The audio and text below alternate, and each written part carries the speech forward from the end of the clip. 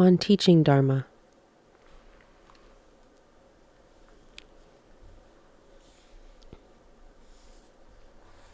As teachers, we are of most benefit to our students when we help them explore, discover, and fulfill their individual Dharma. In class, encourage your students to contemplate their Dharma by frequently asking them powerful questions, such as those posed earlier in this chapter. Ideally, ask these questions when your students are sitting quietly.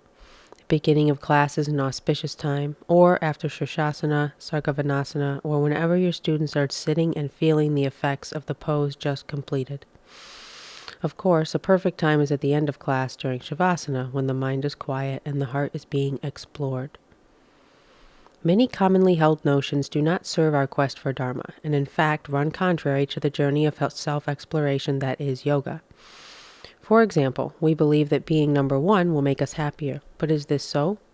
We believe that the acquisition of things defines success, but is this so? I encourage you to ask deep questions and weave yogic philosophy into the fabric of your classes. Ask people to question these often harmful assumptions foisted upon them by unscrupulous advertisers and well-meaning family members. You don't have to disrupt the flow of the class to do so. Sometimes all it takes is one well-timed question or a single quotation at the right moment. For example, if you see some students striving too hard while others are hardly striving, you might say to the class, "Yoga teaches the middle way. If we work too hard, we burn ourselves up and cannot manifest our Dharma. If we work too little, we stagnate and cannot manifest our Dharma either." Use your life experiences to inspire your students to open their minds, break their habits, and search for their life's purpose. It is not enough to loosen tight muscles. Our job is to loosen constricting thoughts and stifling beliefs as well. If asking these questions of your students makes you uncomfortable, then perhaps it is time to ponder a question. Do I just want to teach asana, or is my Dharma to be a true teacher of yoga? Either answer is acceptable, but it's good to know. Into the heart center. Start each class with a time of quiet reflection, thus giving your students a rare opportunity to become introspective and receptive to deeper sources. As they become still, tell them, move your mental energy into your heart center and look inside yourself. Search for the true purpose for your practice and strive to rediscover the intention behind each action you make. Directions such as these help students slowly but surely come in contact with the spirit within. Throughout class, remind your students to use the gentle lift of the Mula Bandha and the strong ascent of the pit of the abdomen to raise their pelvic energy and offer it to the heart center. End each class with Shavasana. Instruct your students to go deep into their heart center and look into the light within themselves to discover their inner reasons for living, for acting, and for their practice. When the students focus on their heart center throughout class and dive into it at the end of class, they begin to discover their spirit, hear its call, and hence, over time, find their Dharma. Individualizing the practice. As you develop long-term relationships with your students, keep in mind their individual needs and, during class, make suggestions and modifications that are unique to their Dharma. Help them connect their practice with their personal mission. For example, if you know that a student's Dharma is to be a highly accomplished pianist, teach her refinements in the use of her hands and how to protect her wrists and fingers. Teach her to avoid poses that could strain her arms, and show her poses which are best for releasing tension in her upper back, shoulders, wrists, and fingers.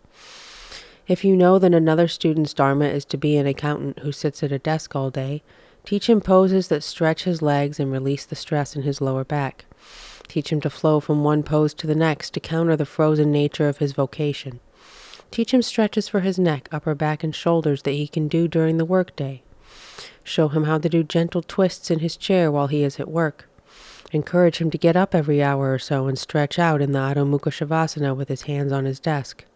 In short, teach him how to use yoga to enhance his chosen Dharma. The true impact of yoga. Yoga does not merely take us out of our reality to enter some superhuman consciousness.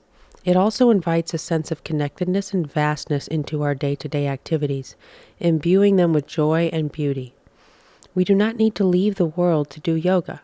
Sri Aprendino explains that yoga is to be done in the world, and to abandon worldly life is to escape rather than a redemption. In Savitri, he writes, "Escape, however high, redeems not life, life that is left behind on a fallen earth. Escape cannot uplift the abandoned race, or bring it to victory and the reign of God." Throughout the ages, yoga has been taught as a physical discipline, or a mental discipline, or a path of devotion, or a path of action, or a path of knowledge.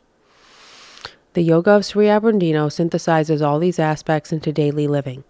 He called his yoga integral yoga or Purna yoga, when he realized that all aspects of yoga must be used to assist the growth of the individual towards divinity.